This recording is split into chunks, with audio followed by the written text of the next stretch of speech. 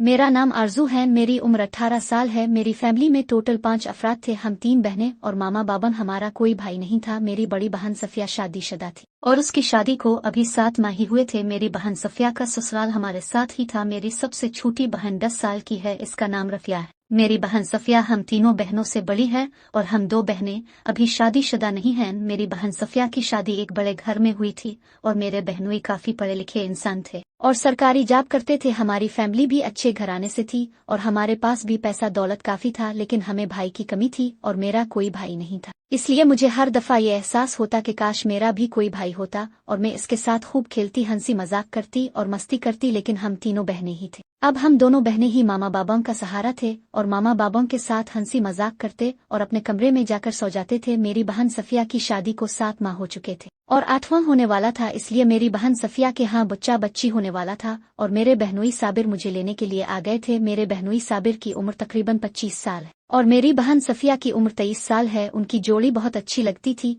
और मेरे बहनोई साबिर शुरू से ही मुझे पसंद थे। जब मैं उनको पहली दफा सफिया के लिए देखने गई थी तो तब भी मेरे दिल में ये ख्वाहिश पैदा होने लगी थी कि काश मैं ही अपनी बहनोई साबिर की दुल्हन होती और उनसे शादी करती, लेकिन मेरी बहन सफिया की किस्मत उनके साथ लिखी हुई थी और उन दोनों की शादी हो गई थी। अब मेरे बहनोई साबिर हमारे पास आ गए थे और मामा बाबा को उन्होंने कहा था कि सफिया से अब कामकाज नहीं होता और उनकी हालत थोड़ी सी खराब है, इसलिए मैं आरजू को अपने साथ ले जाने आया हूँ ताकि आरजू सफिया के साथ कामकाज में हाथ दे। मेरे मामा बाबा भी मान गए थे और उन्होंने मुझे सफिया के पास भेजने के लिए तैयार कर दिया था। मैं भी बहुत खुश थी कि अपनी बहन सफिया के पास जाऊंगी और उसके साथ काफी हंसी मजाक करूंगी और मस्ती करूंगी। मुझे अपनी बहन के पास रहने के लिए कुछ दिन मिल जाएंगे और मैं अपनी बहनोई साबिर के साथ भी खूब हंसी मजाक करूंगी और मस्ती करूंगी, इसलिए मैं बहुत खुश थी। मेरे बहनोई के पास अपनी गाड़ी थी और वो मुझे अपने साथ गाड़ी में साहिवाल ले आए थे। हमारी रहाइश लाहौर में थी और मेरी बहन सफिया की शादी साहिवाल में हुई थी, इसलिए मैं अपने बहनोई के साथ गाड़ी में साहिवाल आई थी। रास्ते में मेरे बहनोई ने मुझे आइसक्रीम भी लेकर दी थी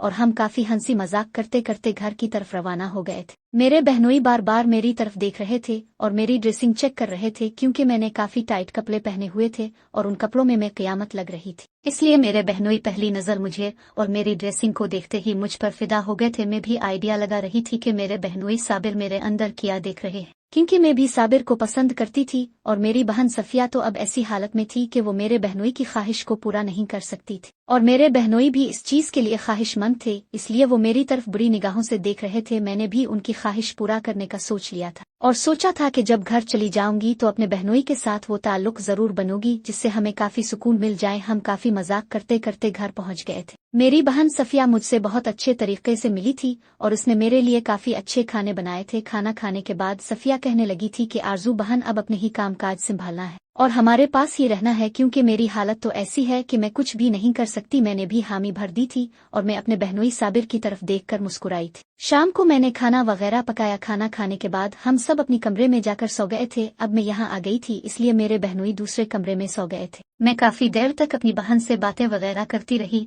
जब वो सो गई तो मैं अपने बहनोई के कमरे में चली गई थी और इसे अपने साथ करने के लिए राजी कर लिया था। मेरे बहनोई मेरे साथ करने लगे थे और मुझे काफी राहत मिल रही थी। हमने मिलकर काफी सुकून ले लिया था। जब बहनोई ने अपना चार्जर मेरी बैटरी में रखा तो मुझे सुकून आ गया था और मैं जिंदगी में पहली दफा वो सुकून ले रही थी जिसकी मुझे बहुत ख्वाहिश थी। अब मैं बहनोई की दीवानी हो गई थी। कहानी पसंद आई हो तो वीडियो को लाइक कर दें और चैनल को सब्सक्राइब कर दें। बहुत बहुत शुक्रिया।